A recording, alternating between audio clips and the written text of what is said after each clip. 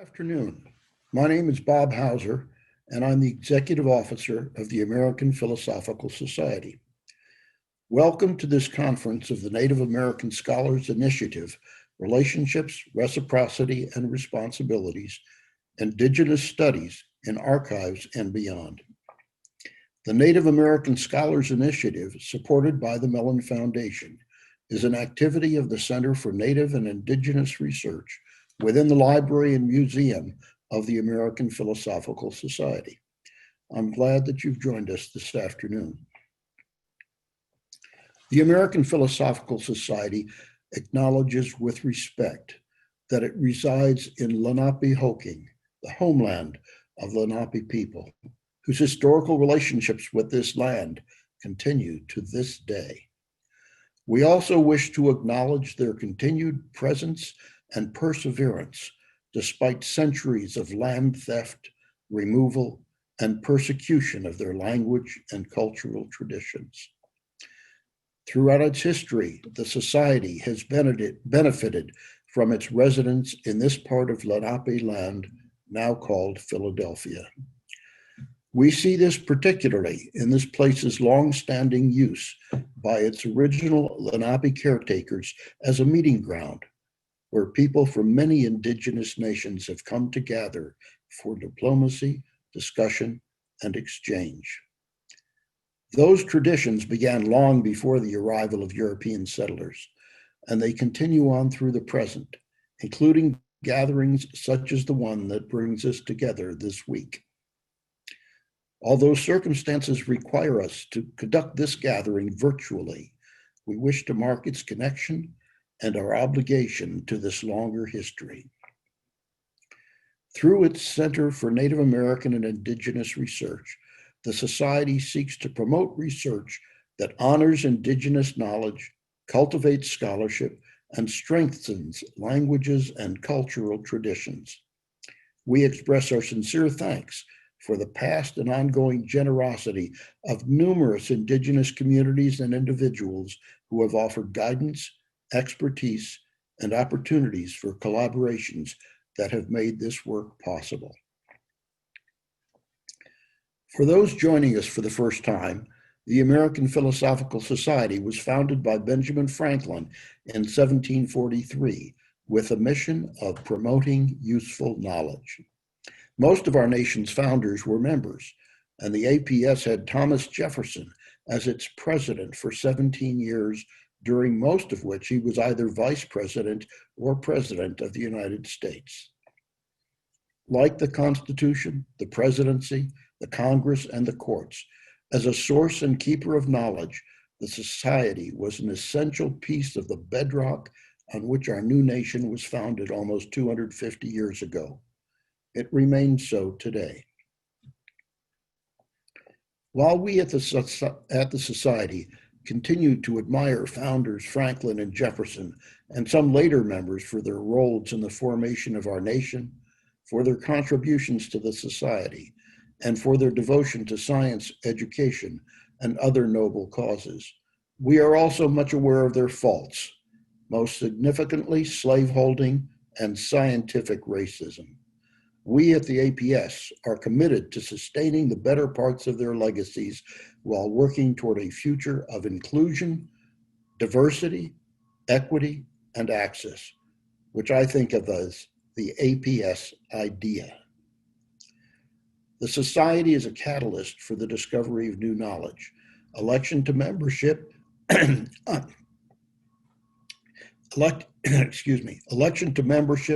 honors those who have made exceptionally significant contributions to science, the arts and humanities, and public life. The Society promotes research by providing over $1 million of research grants and fellowships each year, primarily to the younger scholars who need support the most. Our library and museum collections and research centers serve scholars and visitors from across the globe.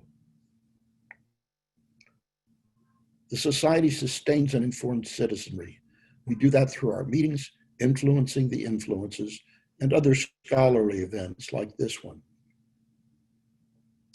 Although our facilities remain physically closed to all but staff and fellows, we remain committed to serving our mission of promoting useful knowledge by increasing digital access and by virtual programming like today's event. Please check our website, www.amphilsoc.org, both for our digital offerings and for news of forthcoming virtual events. It is now my pleasure to introduce Curtis Zuniga, Director of Cultural Resources of the Delaware Tribe of Indians. Mr. Zuniga has previously served as the elected chief of the Delaware Tribe, and he is an advisor to the Center for Native American and Indigenous Research at the APS. He will provide us all with his own welcoming remarks. Thank you.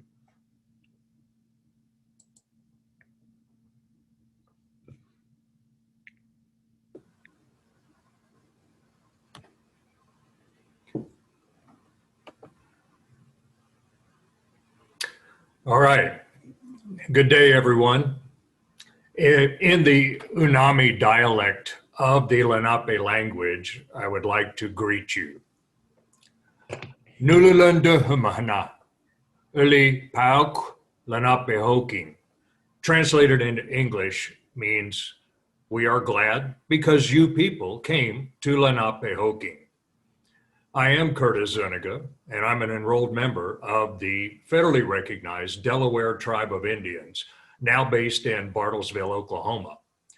We are the modern day descendants of the people known as Lenape, the original indigenous people of the lands that now include Philadelphia. On behalf of the Lenape, our ancestors, and our contemporary communities, I welcome you to the homeland of the Lenape. Long before this institution existed, long before the city of Philadelphia existed, long before the Dutch, the British, and the American colonies existed here, there were the Lenape. The Lenape lived here before and during colonization of the Americas. In 1682, our great Lenape chief Tamanin met with English colonial governor William Penn at a site called Shakamoxon and entered into an agreement that provided land occupancy for the new Pennsylvania colony. The Lenape are still here. Our ancestral connection runs deep in the earth and in the waters. It sustains the ground you walk on today. We have survived disease and genocide.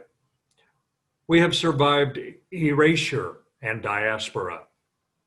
We have survived racism and land theft. Our enduring culture is in the place names of the hills and the rivers, in your streets and parks, and in the amazing collections at the American Philosophical Society. The Lenape are still here, not just in spirit, but in the endeavors of collaborations with modern day descendants of the Lenape. These collaborations are possible through the generous outreach of the American Philosophical Society. Now, in your scholarly pursuits, I encourage you to learn more about the history, culture, and the people known as Lenape. I encourage you to reveal hidden truths and understand how we survived and thrived. I encourage you to support an institutional statement that not only recognizes the land and not only recognizes our historic past, but I encourage you to develop ways for the Lenape to return to the homeland. I encourage you in the endeavor of your scholarly initiative to reflect on the past as we contemplate a way forward. I encourage you to help find a way for us to take our place amongst the diverse population that is Philadelphia today. This place we call Lenape Hoking. Waneshi, thank you.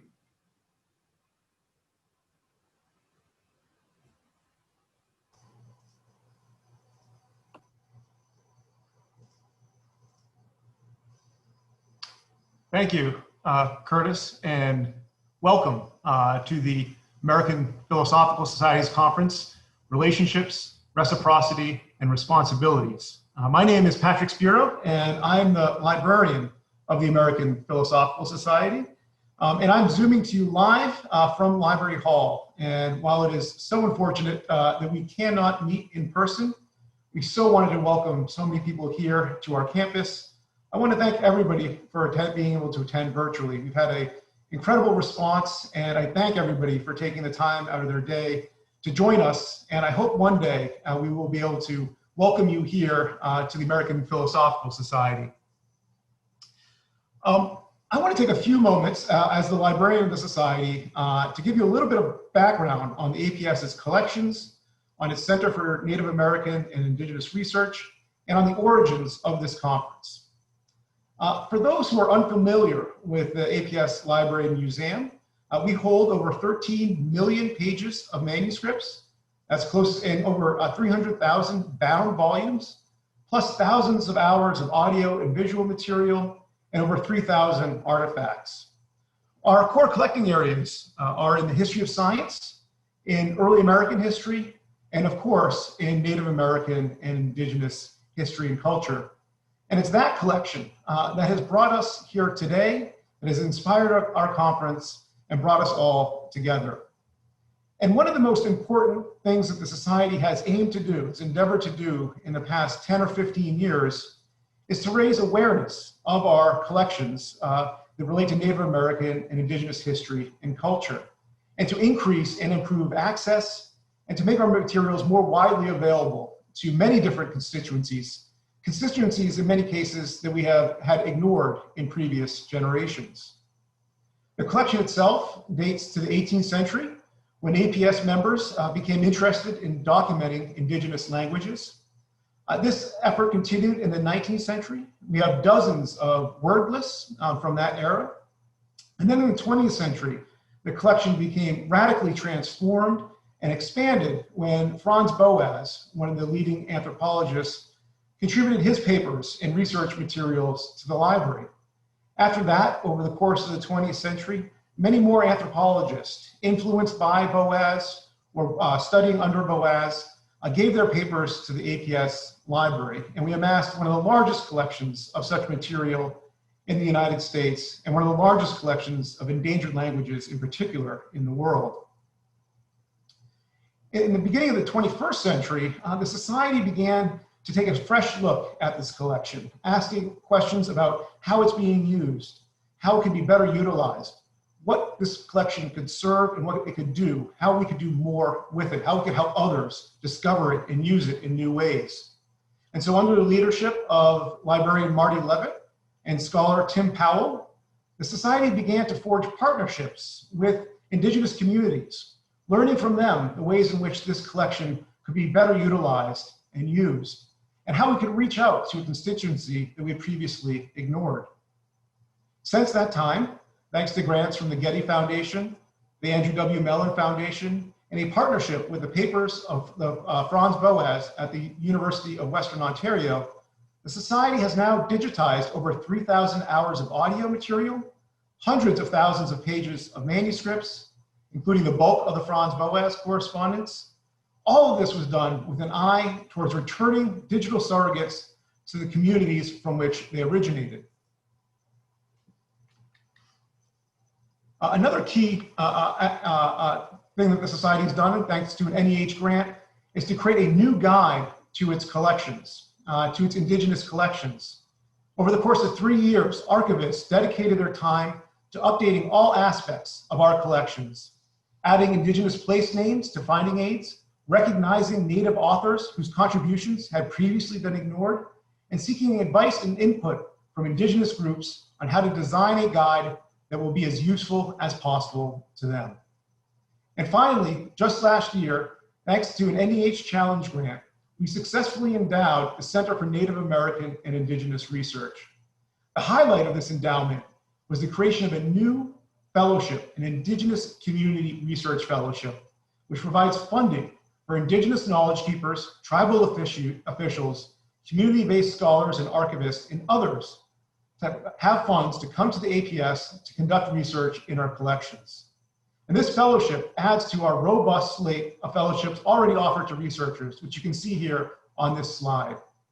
Our fellowships include the Phillips Fund, one of our longest continuously operating fellowship, and a series of fellowships that are part of our Native American Scholars Initiative that include digital knowledge sharing fellowships, undergraduate research internships, and long pre- and postdoctoral fellowships.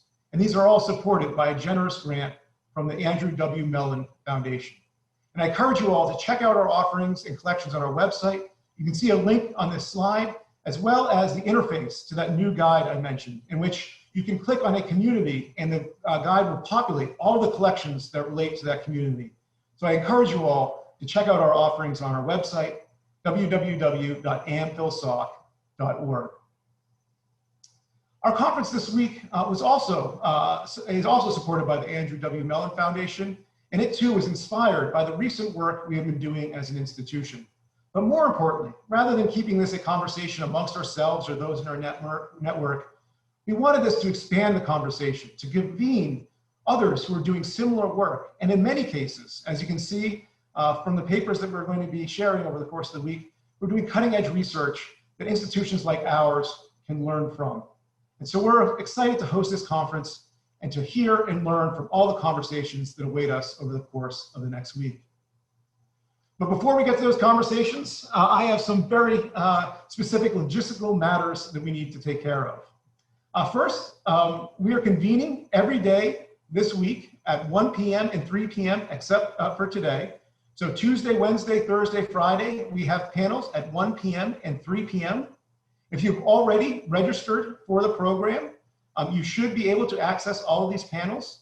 But if you have colleagues or friends or family members who you want to share this with, they have to register for each panel individually, and they can do it on the conference website.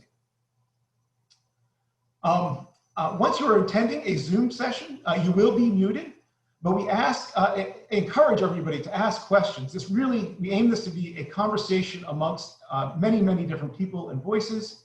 And so please use the Q&A function on the bottom to ask questions. And we will try to answer as many of these questions as we can during the course of a panel.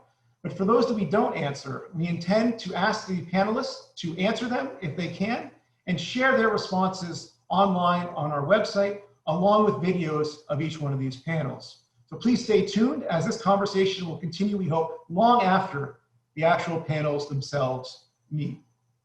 We've also provided closed captioning. You can use the closed caption feature by clicking on the bottom right of the Zoom panel.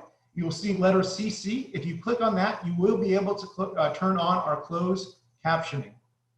We hope you'll also engage with us in all of our various social media platforms.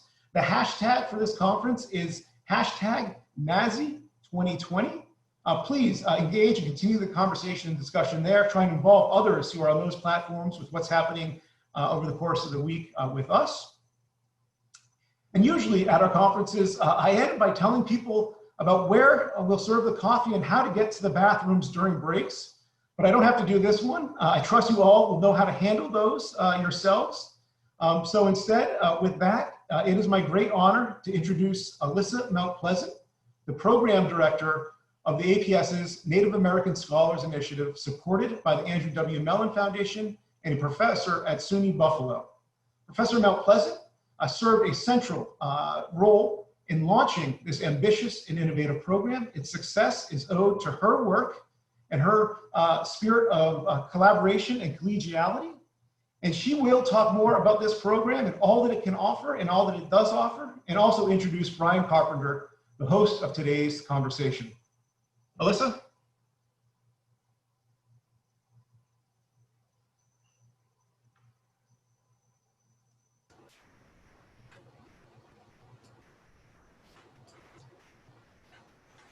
Hello.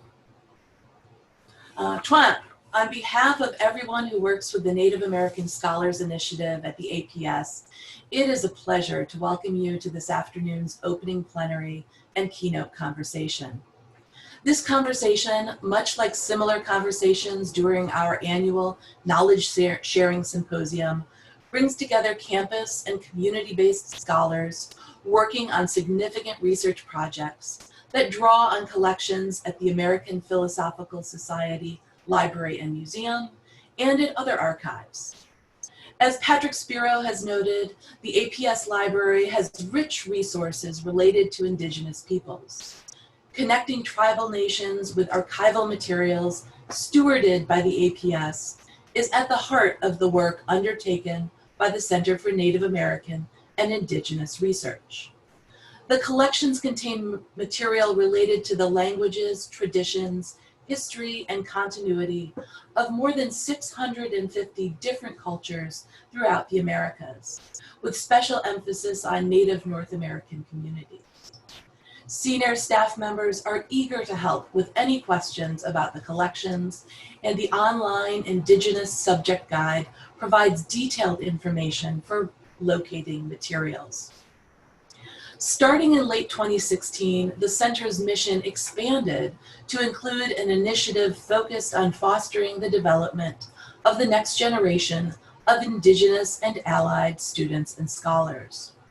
At colleges and universities across the United States, according to the National Center for Education Statistics, less than 1% of full-time faculty are American Indians or Alaska Natives.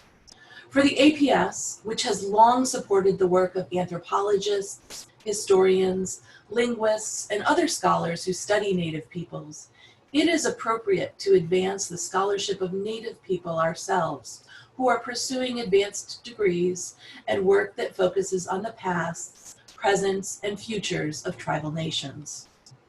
Over the past 3 years, the APS, its Center for Native American and Indigenous Research, and the Native American Scholars Initiative have had the privilege of working with dozens of students and scholars through multifaceted programs.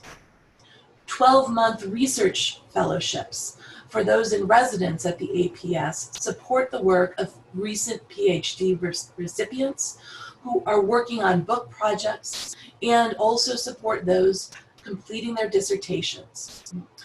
These residential fellowships have supported Native scholars working in the disciplines of anthropology, history, Indigenous studies, political science, and Latin American studies. Our short-term digital knowledge sharing fellowships foster projects that are based in or supported by Indigenous communities throughout the continent. These projects include oral history interviews with elders, gathering archival sources to strengthen language learning and teaching, forming or expanding tribal archives, treaty research, the expansion of databases of boarding school records, and the development of speech transcription technology. Our undergraduate summer internship program hosts and mentors junior fellows who spend 2 months working at the APS and living in Philadelphia. This is a unique, humanities-focused program for Native American undergraduates who are exploring or planning to pursue advanced degrees. NASI interns conduct original independent research, explore career opportunities in archives and special collections, and learn about advanced training in Native American and Indigenous studies and related disciplines. The internship program provides housing, travel support, and a competitive stipend.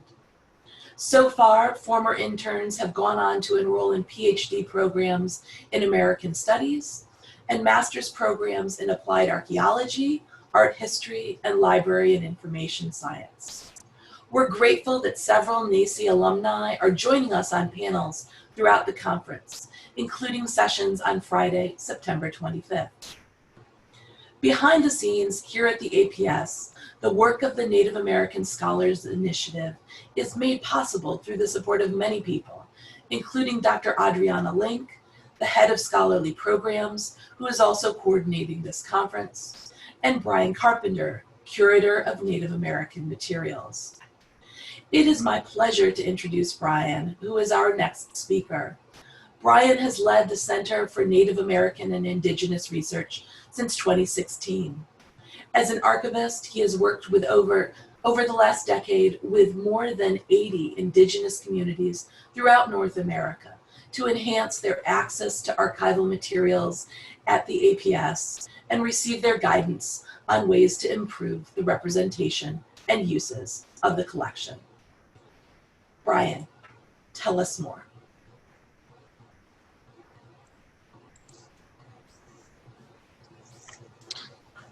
Thank you so much, Alyssa, for your introduction, and thank you to everyone for coming here today to be with us.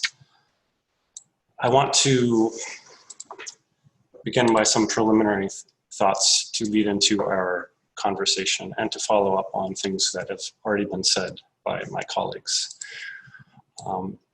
In this conference on the themes of relationships, reciprocity, and responsibilities, I want to acknowledge and honor the many Indigenous communities, elders, knowledge keepers, and teachers, and community members and scholars to whom we owe a deep debt of gratitude for their guidance, friendship, and generosity over the past decade.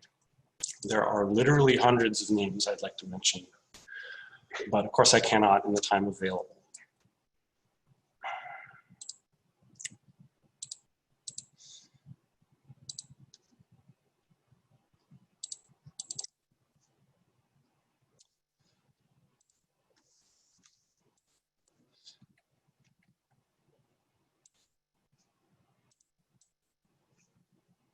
Pardon me while I navigate my screens again here.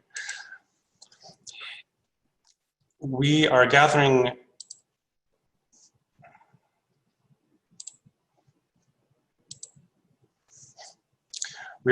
this week to mark the achievements of the Extraordinary Native American Scholars Initiative. Many of the relationships and people who created a space in which the exceptional program has flourished under Alyssa Mount Pleasant's directorship first emerged from a spring day 10 years ago when the APS opened a conference called Building Bridges, Building Partnerships Between Archives and Native Communities. In the past 2 years, 4 people deeply involved in those beginnings and subsequent growth have passed on. I would like to briefly honor their memory.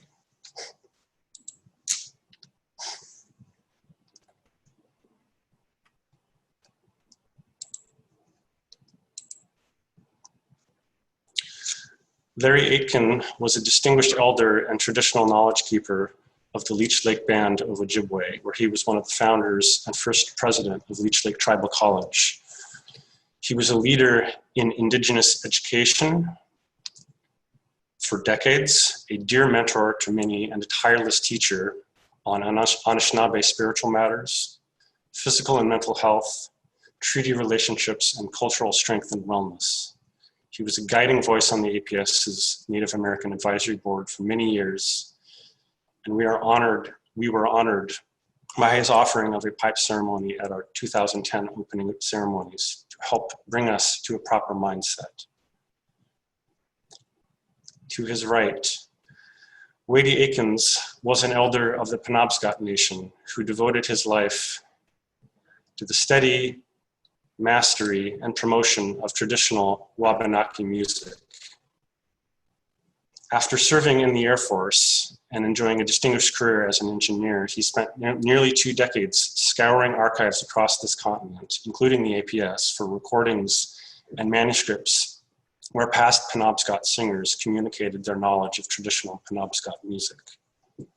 Wadey offered a Penobscot welcoming song at our opening ceremonies in 2010, as seen here. He was a kind-hearted man who sought to benefit future generations through his music. Tim Powell was a founding director of CNAIR and a dear colleague to many of us here and beyond. He arrived at the APS in 2008 to direct what would become a series of grant projects centering on digitizing major parts of the library's Indigenous archival collections and learning through listening from Indigenous communities how to make them more meaningfully accessible, as many of these communities had been trying to do so for decades. Tim stressed that Native communities are the library's main constituency for these materials, which was borne out by subsequent good old library statistics, as well as in the coming years by the relationships that Tim developed between the APS and numerous Native communities and nations throughout the continent. He emphasized the human fundamentals of warmth, friendliness, a really good sense of humor, and meeting with people face to face. Lastly, TJ Holland was from the Snowbird community of the Eastern Band of Cherokee and served as the cultural resource director for the Eastern Band for many years. TJ was a colleague to us at the APS for over a decade. He was instrumental in providing practical and extremely patient but unequivocal guidance to many non-Native archival institutions and researchers on the ways, especially, to treat culturally sensitive archival materials respectfully and appropriately through the correct channels of guidance within the community. His years of work on this front included guiding old colonial era institutions such as our own down the path to formal agreements with the Eastern Band to protect such materials, which was the first time our institution had ever done such a thing. He showed how these agreements and the relationships of trust that grow from them can be mutually beneficial for generations to come. He passed away suddenly just 9 days ago. In the context of this week of events that brings us together, where we will be taking so much time on matters of the mind, we also want to pause to acknowledge that among us all, as attendees, guests, and hosts, there are many matters upon our hearts as well that we each bring to this gathering. This is an important part of the spirit of welcome that those who have come before us would wish to convey. And I would ask just for a moment of silent reflection to honor their memory.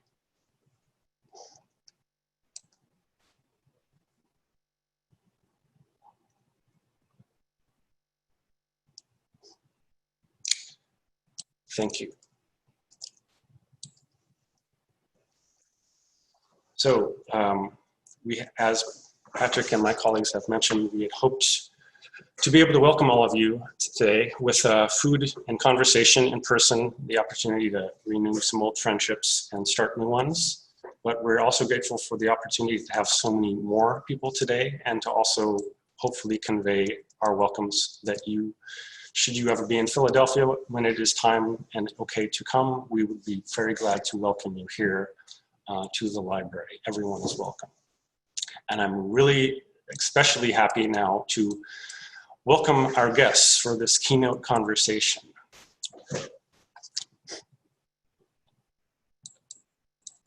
Lisa Brooks is an Abenaki writer and scholar who lives and works in the Quintiquec or Connecticut River Valley.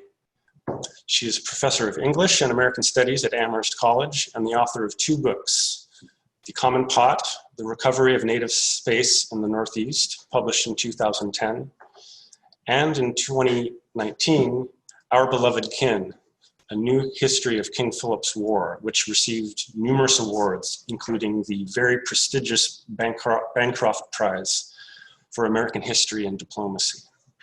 Currently a Guggenheim Fellow, she is working on a new book focused on her side project, Tracking Molsemsis, an Indigenous and Environmental History of Eastern Coyote. Lisa, welcome. Thank you for joining us today. Jennifer O'Neill is Assistant Professor in the Department of Indigenous Race and Ethnic Studies at the University of Oregon and affiliated faculty within the History Department and Robert D. Clark Honors College. Over the past 15 years, she has led the implementation of best practices, frameworks, and protocols for Native American archival materials in non-tribal repositories in the United States through the development of the protocols for Native American archival materials. She is an enrolled member of the Confederated Tribes of Grand Ronde in Oregon. And Jennifer, please welcome as well. So glad to have you here. Our third guest, Amos Key Jr., is unable to join us today due to an unforeseen circumstance. So we hope he is well and look forward to future conversations. I'm very glad to have Lisa and Jennifer with us today for the theme of our keynote conversation, which is strengthening Indigenous scholarship, archives, and education. And we picked this very broad topic because it matches well with the themes of the Native American Scholars Initiative, which Alyssa laid out very well, and which we should talk about more, the many things that she put before us to think about, and to recognize the expertise of our guests here today. And it will also help us to put in a good frame of mind to as we go through our panels throughout the week.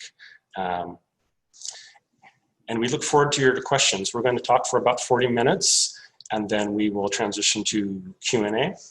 And we'll do our best to keep up with the many questions we anticipate you will be submitting to us.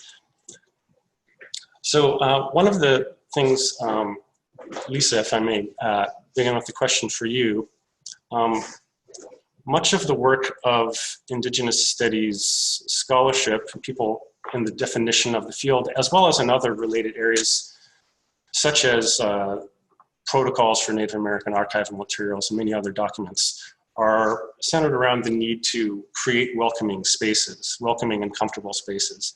And we can think of that as physical spaces, in this case of archives, but also in more broad things such as intellectual spaces. And often when this is being talked about, it's about creating such spaces in traditionally unwelcoming institutional spaces. So I would be curious to, if you could give us your thoughts, like in the realm of scholarship, can we think of ways that scholarship can help to create these welcoming intellectual spaces?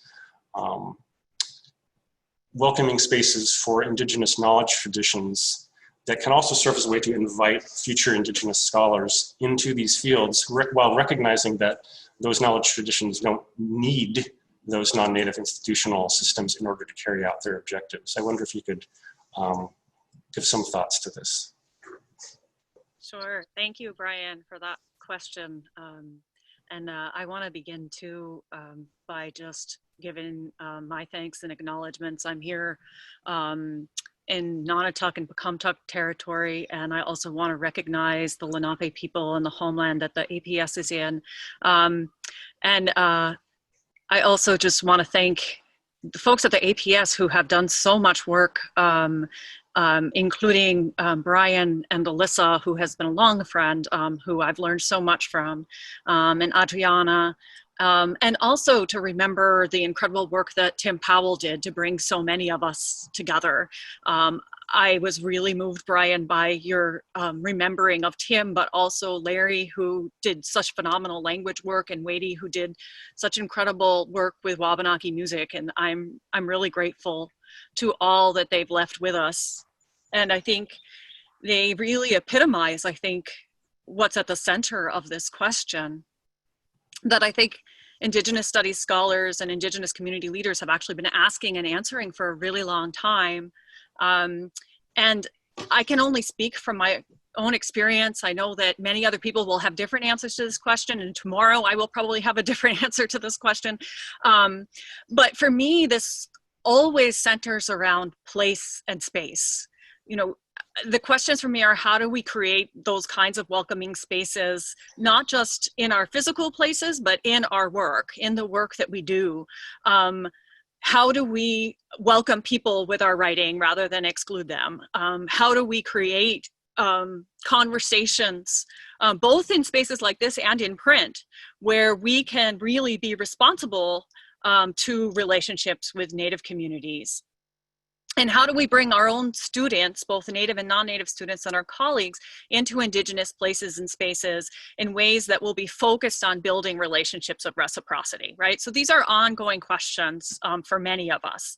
And I think one of the things that's really important that I think for me is central is recognizing that there are many places where knowledge is created and shared. I've often said that as much as I love archival research, you know, I'm a real archival nerd. You know, I've been able to like spend hours and hours looking for a single document that will help us to put together a historical puzzle, you know, that kind of last piece of the puzzle. I love doing that work, but for me, my most important education was on the ground, on the land, and at kitchen tables. And for me, the epitome of this was one of my best teachers, Lenny Lampman, who was from the Abenaki Nation of Missisquoi, where my family is also from. And when I was working in the tribal office up there as a young woman, one of the most important places to their family, an incredible wetland that they had used for countless generations for subsistence, was under threat. The entire family and the tribe came together to try to protect this place from development. And one of the things that we realized halfway into the case was that people like Lenny Lampman, who had deep knowledge of the place, could not serve as expert witnesses because he didn't have the education, right? Somebody who had more knowledge than almost anybody I know about the land and waters, but he had only a 6th grade education. So we had to bring in a specialist, a wetland ecologist, right, who could testify to the value of the place, the ecological value. And when we contacted that wetland ecologist, I had him come down to the site because he was very skeptical about working for us. He knew he wasn't going to get paid much. He wasn't sure if he wanted to do it. I said, come to the place and then let us know. And he went in with Lenny into those woods. And me and Lenny's sister, Louise, who was also a great teacher of mine, we sat out there waiting for them to come out for 3 hours, right? I think Louise went through an entire pack of cigarettes waiting for him to come out and for them to come out. But when they did, the look on that wetland ecologist's face, I will never forget it. You know, it like fit the cliche of like he looked like a ghost, right? He was pale as a ghost. And he came over to me and he said that he had learned more in that afternoon in that marsh, in that swamp with Lenny, than he had learned in his entire graduate school education about wetland ecology. And I think that's really important because as much as we can learn from delving into the archives, knowledge doesn't always sit in archives, right? And it saddens me greatly to see that some scholars today only look at documents, or even more so now, information that can be accessed online. And I say this not because I'm old school, right? But because I feel like this can lead to really limited analysis and then harmful misinformation. And that when that harmful misinformation starts circulating, then frankly, as Indigenous scholars, we then get redirected towards correcting that misinformation rather than doing that important work of recovering the history and recovering the language. And so I want to say, like, you really need to get out on the ground. You need to get your feet wet in the mud. You need to talk to people. And it's just too easy to sit back and analyze from the safe spaces of our devices, right? What Lenny knew can't be known through documents, right? It can't be known through looking at websites or databases. It can only be known by getting out on the land with people like Lenny, not in order to take that knowledge from him, but in order to build those relationships so that we can then protect those places.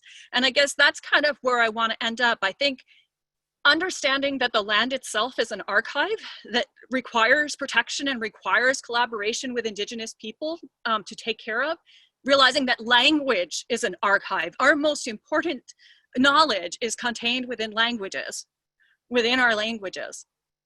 And then in oral history, the knowledge that's contained in oral history. And I guess that's one of the big questions that I want to ask is how can institutions and how as scholars can we support the protection of languages, the protection of the archives of the land, and the generation of oral history? And how can we support the community-based scholars and also just the elders who hold that knowledge, the community-based knowledge keepers? How can we support them being able to carry this on and give it to the next generation, as Lenny did for me? Thank you very much for that answer, Lisa. That gives us many things to think about, and think of one maybe connection to a question I would like to ask to you, Jennifer, in thinking of archives in the many senses of them,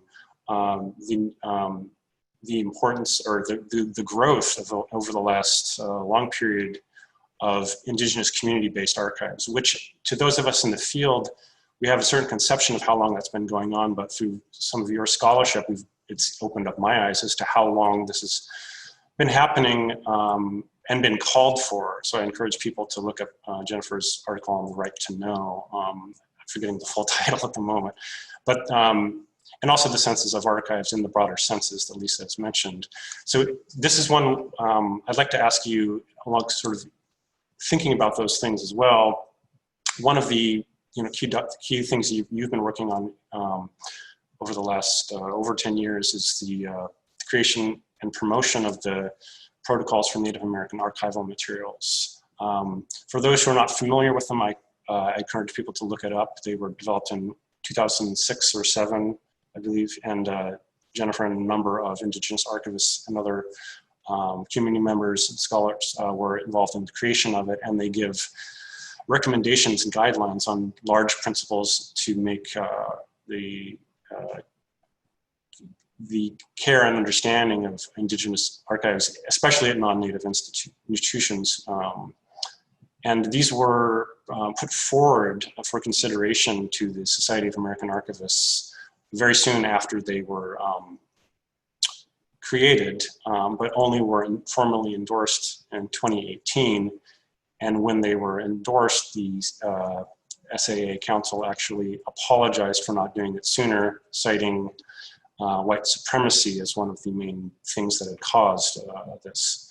But one of the things, although the protocols are focused so much on advice to guidance to non-Native archives, one of the things that has also happened is a great growth in Indigenous community archives and Indigenous communities finding their own ways to create archives in sort of physical archive sense we have, but also to, through that and other issues, to continue their own continuation of knowledge through those methods and others. And I'm wondering if you could reflect upon the sort of differences in the reception of these protocols have had over the years, and any connection that has to this also longer growth of Indigenous archives.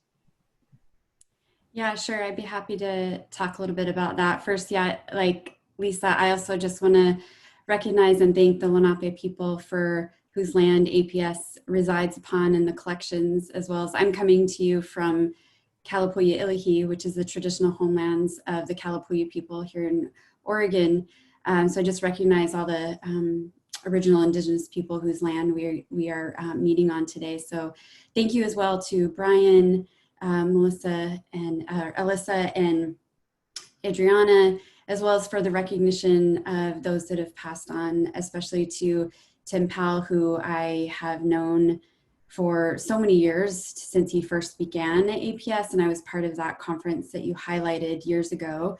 And I remember with such fond memories that day and just the amazing work that he did for APS. So I just want to acknowledge him as well, and just the great friend he has been to all of us in doing this work.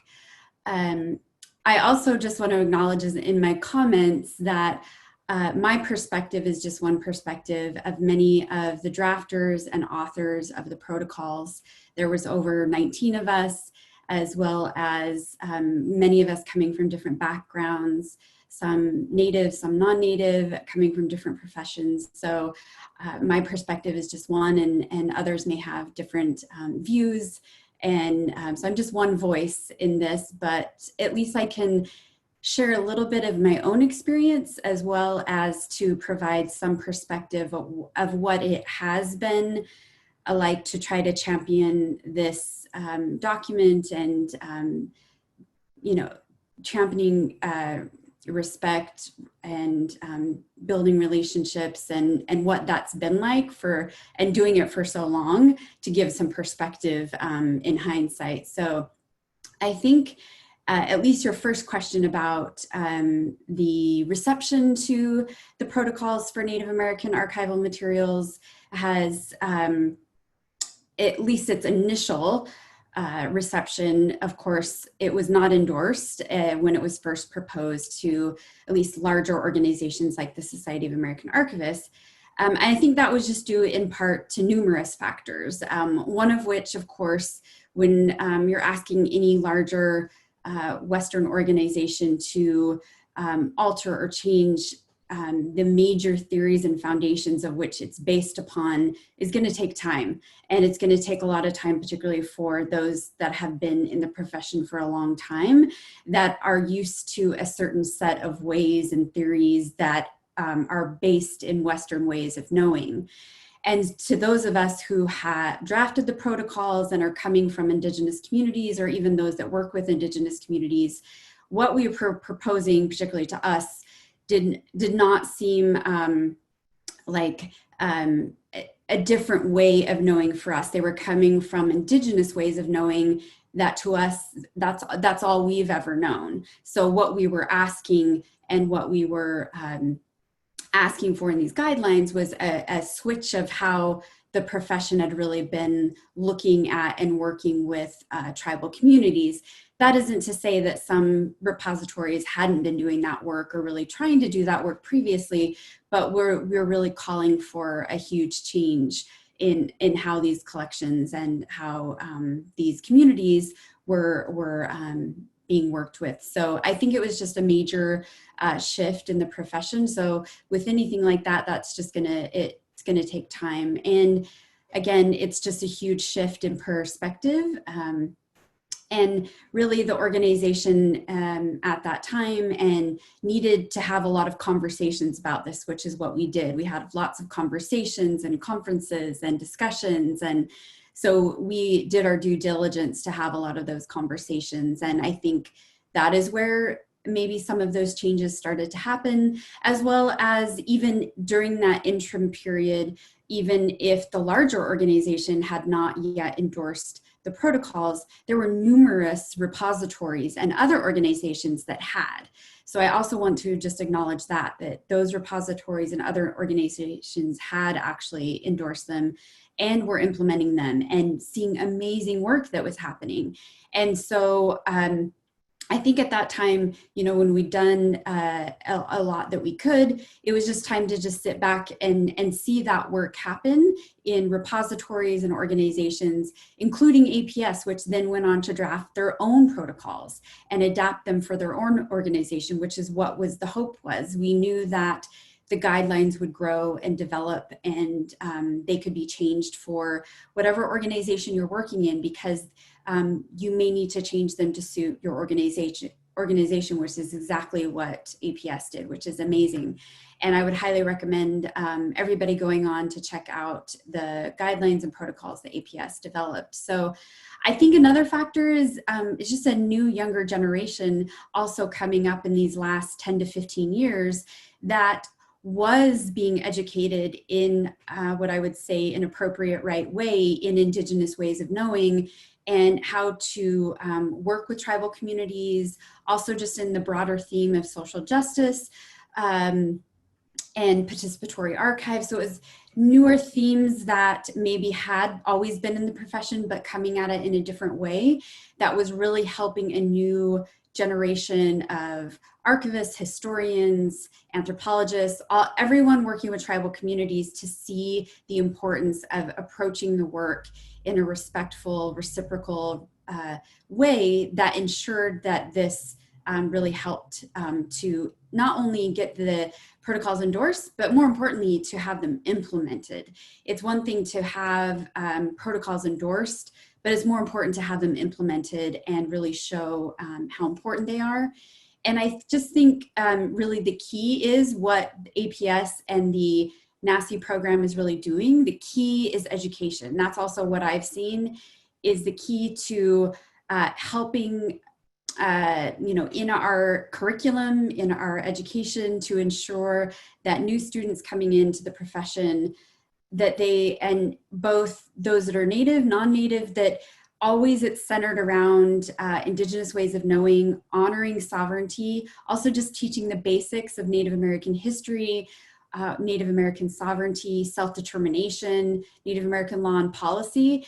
This just really key because that's a huge thing that I saw as well over the past 10 to 15 years. A major sticking point was always just some of the basics of Native American history were not known. And so that's, I know, what a lot of us are already doing in the work of Lisa, Alyssa, Brian, all of us, we're trying to really educate people just about the basics. So I think that's, again, the key and why we're doing this work. Thank you. This gets to a good question, a broader question of sort of, we know what there are many various documents out there from protocols to very big documents such as United Nations Declaration for the Rights of Indigenous Peoples, and smaller documents that are like institutional goals and things that comes out of committees and all those things. And you've spoken about, Jennifer and Lisa, from your anecdote about that you shared, that things that indicate something getting better. But what are the sort of whatever the roles we're talking about, as an educator in your scholarship, as an archivist, what are good ways to assess whether there's been success or not in strengthening Indigenous scholarship, making an impact on the general public awareness, as you said, Jennifer, and about not just sort of awareness, but actual implementation of, it's one thing to have good education and awareness, but then to have responses on issues of consequence to Indigenous peoples.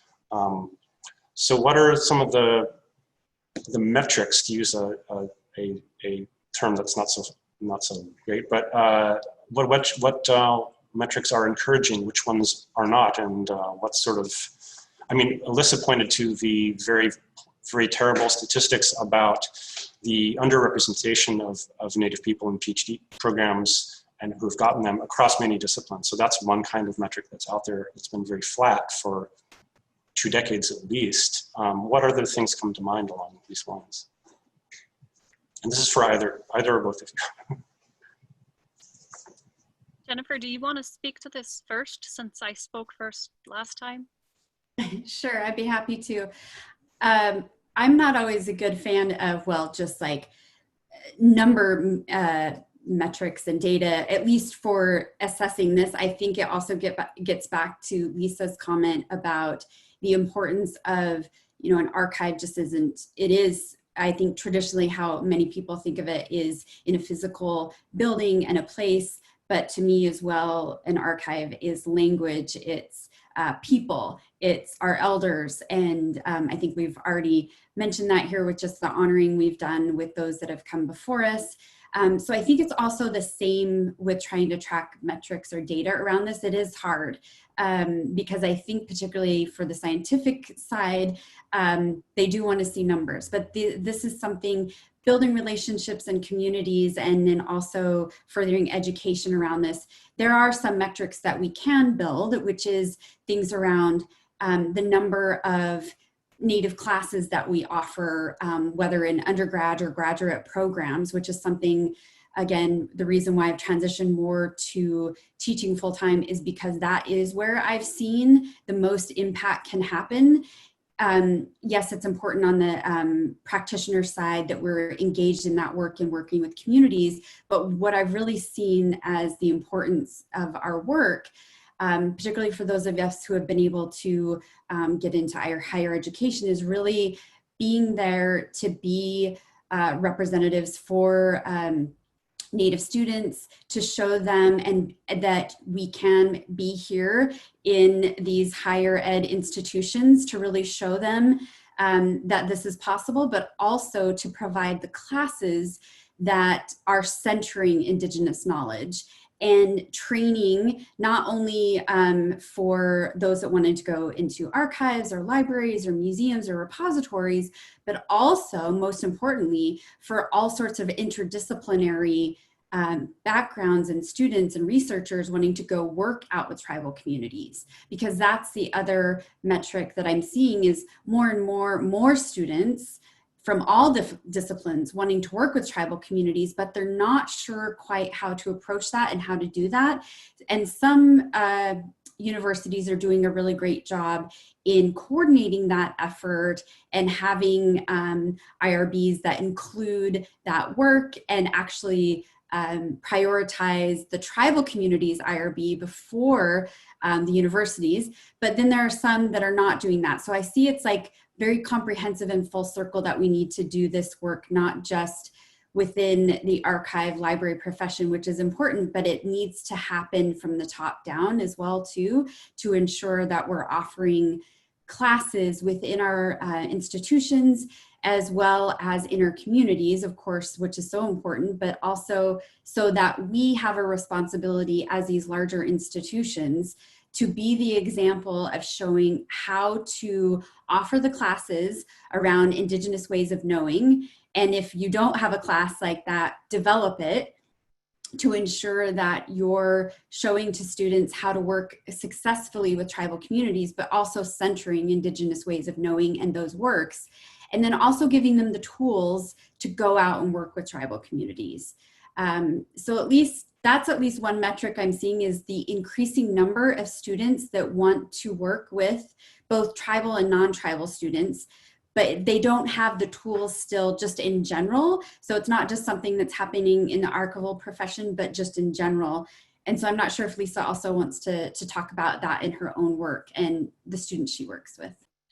Yeah, clearly we're on the same page here because that's the metric that jumped to my mind as well. Jennifer, I want to thank you so much for saying that because I feel like for me, it's been the students and I'm experiencing a generation of students where I can start at a whole different level of understanding. And you're right, they don't come in with the skills, but they're ready to think together and they're ready to think at a level where you don't have to, teach Indians 101 all the time, right? And you can use words like colonization and they know what you're talking about. And this is both Native and non-Native students. But I think for me, the mentoring programs that we have now that enables us to really work with this emerging generation of Native scholars that's coming up, that's in their 20s, is really incredible. And so it's almost like if our institutions can support these kinds of classes that Jennifer's talking about, where you're centering Indigenous knowledge systems and Indigenous methodologies,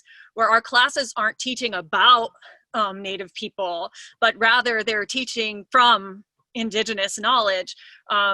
If we can pair that with the kind of support, say, that we see through like Mellon May's mentoring programs and things like that, where we know we can support this next generation to do the work that they want to do, I think that for me is the big metric. Because for me, it's been incredible to hear from students, and I think this isn't a quantitative thing. Yeah, the number of students, say at my very small institution, the number of Native students has grown tremendously in the last 8 years, but it's not about the numbers to me. It's about what the students are telling us about their experiences. And despite all the challenges that they face, right, of invisibility or with the stereotyping that they have to face, or finding community, that they're saying that when they can come into a class and not only have Indigenous methodologies validated, but taught, right? And so that they can then create projects where they can slow down, they don't have to just knock out that paper, but they can slow down, design a project together, and work in ways that can be reciprocal with their communities or with another community, right? Whether it's a community that is in the region where we're teaching or it's their own community back home, that they can do that relationship building as part of their college education. That's huge, right? And then if we give them the right support, they can then take those models and develop their own projects with their communities that can support the long-term visions of what the community wants to see happen in terms of knowledge building, in terms of collaborative research. So that our students, they're working on recovering history, they're working on language revitalization, they're working on climate change, but this is part of their college program, right? They don't have to see it as separate. They don't have to see the work they would do at home as separate from the work that they do in school. And in the meantime, they can actually get a degree that will help them to have work afterwards where they can continue to do this. And for me, that's the most important probably metric we have for knowing whether there has been some success and how we can keep it moving. Thank you so much for those, bringing those perspectives to it. I was thinking, thinking about teaching and students, I was wondering if for each of you, in your experiences, whether as a teacher or as a student, at whatever part of your educational career, are there particular classes or other things outside of university settings too that have been especially useful in the sense that there's things that you really draw upon or look to in how you carry out your work today and talk about what your work is? And Jennifer, or whoever, this is for both of you, of course. Yeah, thank you. I really appreciate that question because I think that's important in talking about just the holistic nature of that we should have with education. And I think the most important thing is, and I think Lisa touched on this as well, just talking about the importance of not just the professors you work with and the classes that you're going to, but the community that you build. And for me, not only in my own education, but currently in the programs that we have here at my own institution, I know for our students, that's more important sometimes than the classes, is just the community that we build and the relationships, not only that they have with their other Native students or those other non-Native students who are their allies, who help with a lot of the same projects, but also the communities that they build with other programs around campus and community members, from tribal elders to community members who are also helping with other programming. That's where I see is most important, because that's also such a foundation for Indigenous communities. It's not just one person or one professor, it's a entire community of people that help to teach and bring understanding of these concepts as, and I know that's another sort of metric or something that we're looking at instituting formally here at my institution, are tribal elders in residence, that it's not just a formal professor ourselves who are teaching the classes. Yes, we teach the formal curriculum, but we want to bring in community members so that our students have that sense of family, of community, and that it isn't just learning from a professor, but it's learning that holistic community perspective. And I know for me, that's what helped me as well, was just that relationship building, the community, and the other viewpoints that you learn. And it's the same, I feel, also when you do any collaborative project or program, or if you're trying to do that with a tribal community, it's going to be the same thing, that you want to bring in all perspectives, you want to bring in all levels of understanding, because those are your elders that are going to teach you something that you don't know, or that. And I often also will refer to myself, especially if I'm teaching a class that and we're collaborating with tribal community partners, I will often refer to myself more as the facilitator of the class, because our true teachers are the tribal elders. They are our knowledge keepers and our knowledge bearers. I'm here to help to coordinate what's actually happening with the class, but our tribal elders or community partners are really the ones who hold so much knowledge. And I recognize that, and I know where my limitations are, but I'm honoring them in that process.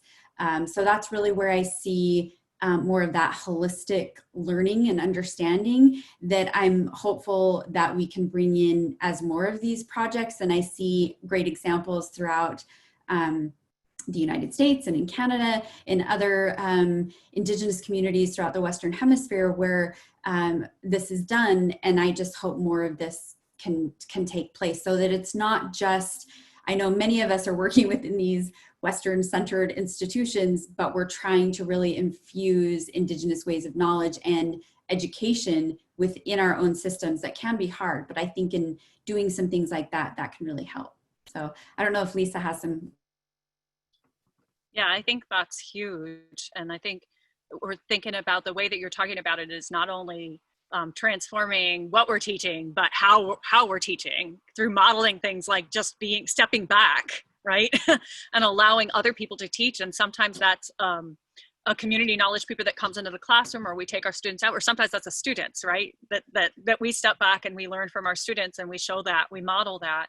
Because I think the community building element that you brought up, it really brings to mind for me, I wanted to talk just briefly about my own graduate school education, because I remember the first graduate school classes I ever took were at a place that didn't have any program, a Native Studies program, right, or anything like that.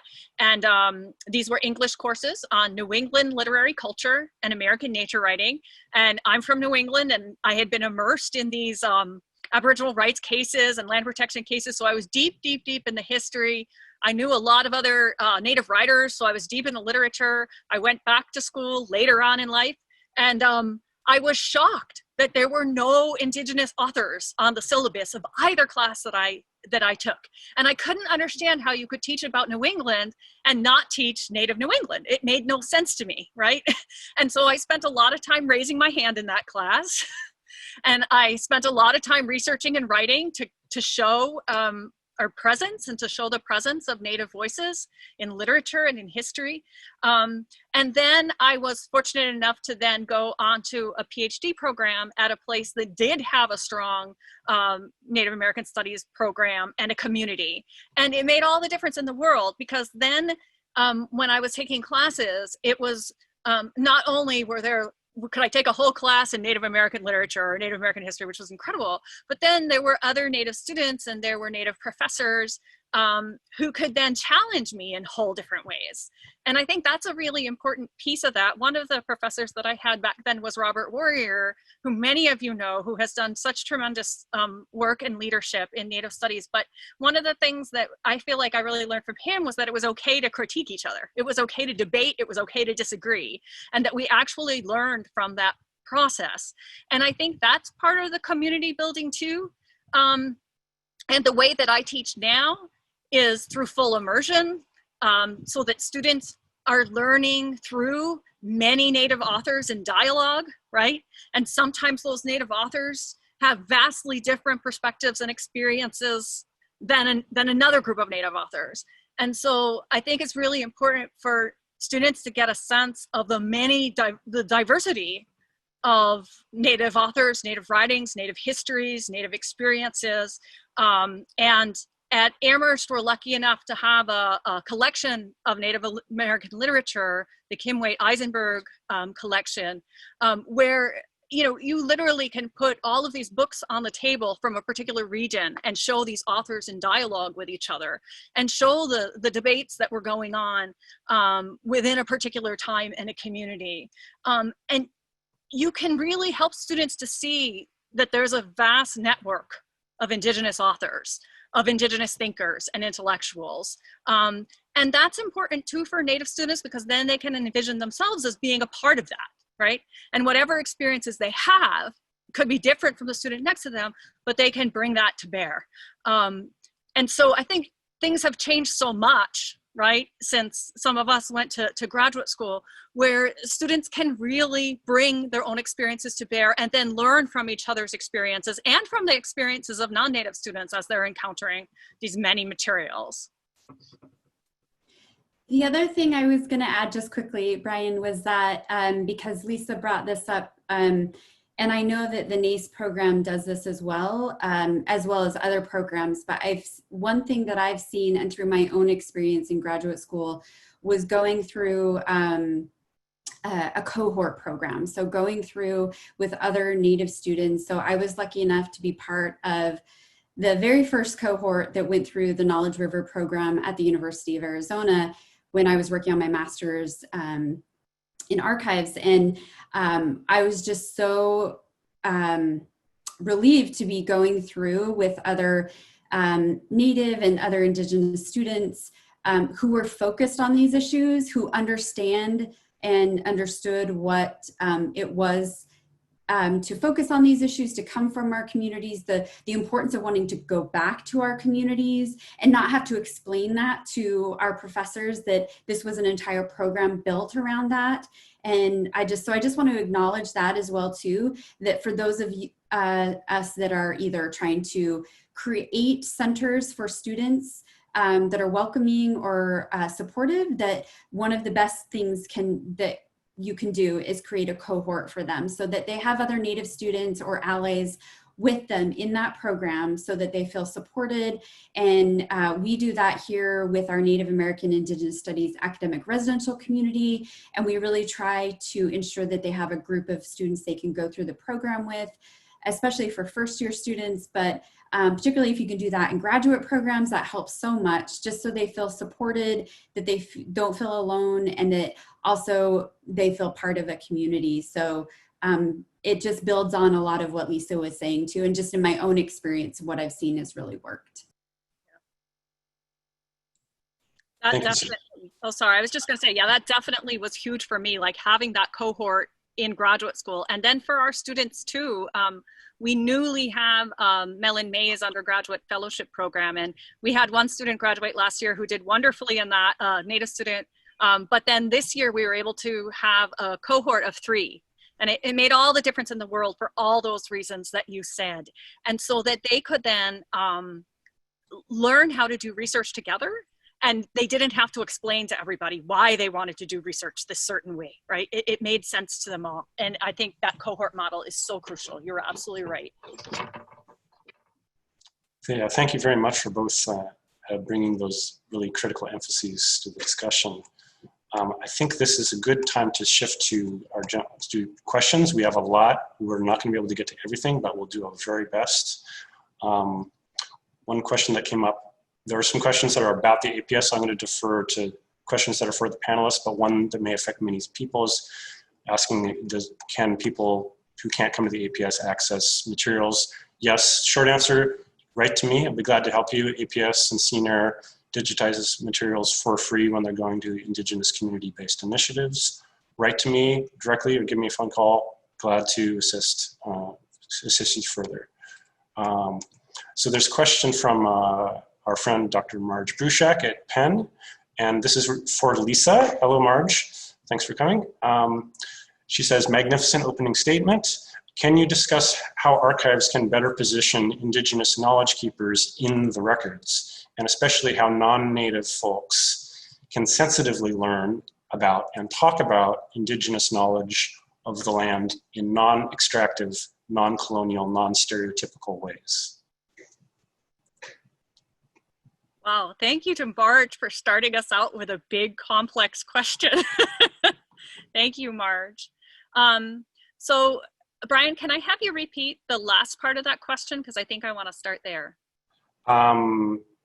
First part is about positioning Indigenous knowledge keepers in the records, then how can non-Native folks sensitively learn about and talk about Indigenous knowledge on the land in non-extractive, non-colonial, non-stereotypical ways? Yeah. This is such a great question. And for me, I almost have to flip it around because as Marge knows, I do a lot of my own work out on the land. So most of the time I'm thinking about it from that perspective, like what it means to be me working with other people out there on the land. But then she's asking us to flip this around and thinking about how non-Native scholars can do this work without it being extractive. And so one of the things that I think about is the way that a lot of the amazing tribal scholars that I know spend way too much time having to be consultants for development projects, right? Not where they're working for the developer, but where because they work for their tribe's historic preservation office, there's a development that's either being proposed or is starting to happen. And because of NAGPRA and other laws, the tribe has the right and the responsibility to assess the site, to recommend protections that might be put in place to protect any Native histories that may be on the land, archaeological resources, things like that, right? So then it's almost like they're being diverted from the work that they would want to be doing so that they can work for a project that's going to ultimately be extractive. And obviously, the tribal historic preservation officers are not working with the ones who would extract it, but that is the way, like, I see the model set up at the federal level and at the corporate level. So then the question becomes, how can non-native scholars actually support Indigenous people in doing the work on the land and in protecting land that they need to do, right? And I think that's a really difficult question. And I think that involves a lot of long-term listening. And I think it goes back to all of the things that we've been talking about, is that if we're going to build these kinds of relationships in our universities, then we have to start from the place of knowing that many of our universities, right, are being funded by extractive resources, right, by extractive corporate entities and things like that. And so how do we balance that out with doing work with tribal communities where we can support their efforts to try to protect lands, right? And what does it mean to go out on the land with community members in a way that is building relationships of reciprocity that are long-term, rather than saying just going to extract knowledge, right? Which is also a problem, right? And that has been a model in the past of many anthropologists and archaeologists to consult with communities in a way that's extracting knowledge rather than in a way that's reciprocal and relationship building. So that's just a place I'd start from. Maybe, I don't know if Jennifer wants to add to that at all.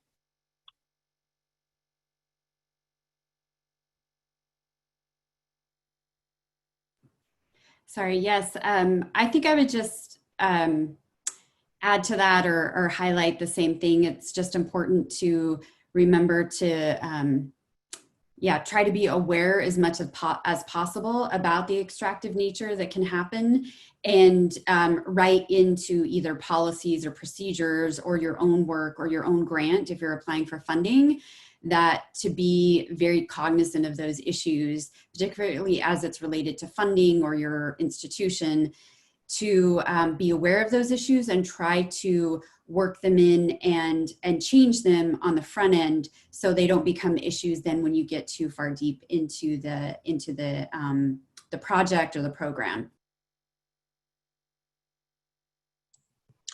So there are many, many questions, and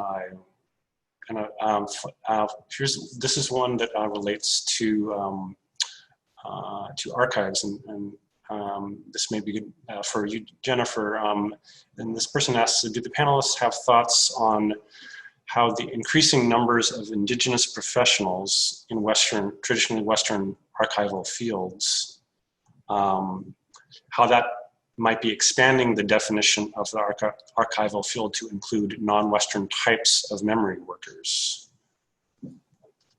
Yes, I think that's very important, and one shift that we're definitely seeing, and kind of what I was referring to earlier in my comments about the protocols, is one thing that is definitely shifting is new professionals coming into the profession. And it's great to see Indigenous professionals as well as non-Native professionals who are supportive of these issues. So I think it's definitely a huge change. I still think, though, that there's still lots of changes that need to happen within the larger profession, which we are definitely seeing that change occur. I think one thing that's important to be cognizant of is that there are more increasing numbers of Indigenous professionals coming into archives or repositories or museums, which is great. This is what we want. I think the challenge then is also there are some professionals that also want to go back to their communities, that don't want to work in these larger institutions. Some do, but then some also want to go back to their communities. So I think it's important for us in the larger profession and as educators to ensure that both of those options are open and available to those wherever they want to go, whether they want to go back home to their communities or they want to go work for a larger institution. I've done both as well. And so I just think it's good for students to see both of those options available, and that because sometimes I also just worry about either the toll that sometimes that can also take on students or just Indigenous people, or I just know that it's okay to do both, both of those options are available to students, and also that you don't just have to take one pathway to getting a graduate degree or having to get a master's degree to go and work in archives, but that there's also some really great programming being developed by other institutions, whether those are certificates for tribal community members that cannot go to graduate school or just don't have that opportunity, or nor should they have to because they're already traditional knowledge bearers. They just need to get the practical lived experience for those of us who know that. So I think we also need to be creative in our own profession in creating programming and certificates and different things so that tribal community partners and knowledge bearers who already have this information and know how to do this, they just need to have some other tools to know how to set up archives in their own communities. And so there's some other really great programs that are happening. So just to be aware and to balance both of those, yes, there are graduate degrees you can go out and get as an Indigenous person, but there's also other certificates and things you can get as well. There's not just one path.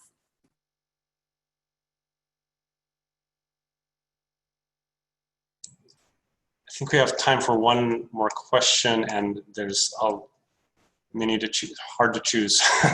But this relates to something that both of you both said, especially your opening story that you gave, Lisa, which is relates to the area of law, how law relates as another part of Indigenous studies, thinking about it very broadly. So the questioner asks, some legal scholars now work towards empowering traditional elders without formal education to have their knowledge accepted as valid by the courts. Do you see this as a productive strategy? And do you consider law as one of the core disciplines in achieving the respect we all want to see for land-based knowledge? Yeah, that is such a fantastic question. Yeah, I've seen that change too. And just because of my own experience, I'm really glad to see that change. And I think law is at the core of what many of us do because it's inevitable, right? I wouldn't be doing the work that I'm doing if it hadn't been for working on these Aboriginal rights cases, right? So, I mean, you could say that I learned how to do history because of the law. And on the one hand, I probably could have gone into law to try to use history to pursue those legal cases, but I knew ultimately at the end of the day, I was better suited to do this work through research and writing. And I think because those legal cases that many of us have seen, they sometimes come up on their own, and then you have to put the minds in your community together to try to do the research, to try to do the writing that will answer the legal cases, right? And then there's the cases that you pursue on purpose because you know that you have those rights and that they're being taken away, or you know that you have those rights and they need to be restored. And so I'm always conscious when I'm researching and writing to be really careful with my words, because any of our words could be used in a legal case. And even something that's small, that we think is minor, another nation's case could end up hinging on something you said. And I'm thinking more along the lines of, what if you say something that hurts, right? Another nation's legal case, or even your own nation's legal case, right? That could happen. So I'm always conscious and aware of that, but I'm always conscious also and aware with my students that they need to be aware that there are these high stakes behind the work that they're learning in class. So when we are reading, for example, like in Indigenous, what we call Indigenous Epics, right? These long form creation narratives that often then lead to the formation of Indigenous government systems, that when we're reading those, they're not just an artifact of the past or a literary tradition, but they're being actively used by Native communities to either reconstitute their governments or to challenge the imposition of colonial governments upon them. And we see this over and over again, right? So whenever I teach this stuff, I always have contemporary leaders come into my classroom and talk about how these are being applied. And so I think the law is at the core of what we do. And one of the things that we're thinking more and more about is what Beth Piatote does with her new play, Antigone, which I love, so it's on my mind, where in the play, she is really juxtaposing the colonial system of laws with indigenous systems of law and the debates over whether you kind of just adapt to the colonial system and figure out how best you can adapt to it, or whether you have the integrity of sticking with indigenous law, no matter what the consequences are, right? And it's a great and ongoing debate. So I think whoever asked the question, it's a fantastic question that we have to keep thinking about. I'll just add as well a little bit to that in saying that I also completely agree that the law, and particularly related to not only United States law as it relates to Native Americans, but our own indigenous laws in our own communities, is so important to center and to have be as a foundation in, again, as the question was, in achieving the respect that we all want to see related to these collections, but also to land-based knowledge, because that's also the experience I've also had in my own education. It's interesting, same with Lisa, I also came into just my education always interested in law and policy, and the foundations of Native American history is rooted in sovereignty, self-determination, those laws, those foundational laws that have sought to control and power and place power over Native American communities from the United States government. And so it's so important as we are not only teaching and working with students and helping them to understand why and how to work with tribal communities, the foundational laws and policies that ground the relationships within tribal communities, but also those relationships that tribal communities have with the federal government, with the state, and also just jurisdiction. These are very complicated matters, and they do relate to archives because they're around intellectual property rights. They're around the UN Declaration of the Rights of Indigenous Peoples, which is a non-binding document, but is such an important document in relation to guiding principles similar to the protocols, and giving guiding principles around how to have free, prior, informed consent. What does that mean? What does it look like? And also just collective rights of tribal communities, which is not always represented in the United States government law. So we have to fight for our laws that represent us, that are going to protect us. And I just like to highlight just the words that Walter Echohawk always talks about UNDRIP, is that although it may be a non-binding document, as seen often by the United States, what it does do is it plants the seeds of change around law and policy related to Native American collections in working with communities. And so that's what we have to remember. Yes, it has taken so long to get here with the passage of UNDRIP, but what it, or where I find inspiration from it, and seeing that it can, again, plant those seeds of change for important work to happen, and in how we approach the work. So I think that's just really important for all of us to consider and to remember how important that law is, and how important it is to honor that in the classes that we teach and the collections that we do. So I think I'll end there. Well, thank you so much. Those are really important notes to end on that really ground us, I think, very well, and help us to think about the real life context of these things we're talking about. Certainly law is a thing that archives and non-native archivists need to understand as one of the applications and implications of archival research as well. I think I feel confident saying we could talk for hours, and we certainly have questions that would allow us to do so, but we do have to wrap it up now. I apologize to all of the attendees whose questions we're not able to get to. We will share those with our panelists too, and if anyone feels able to answer, we may do so.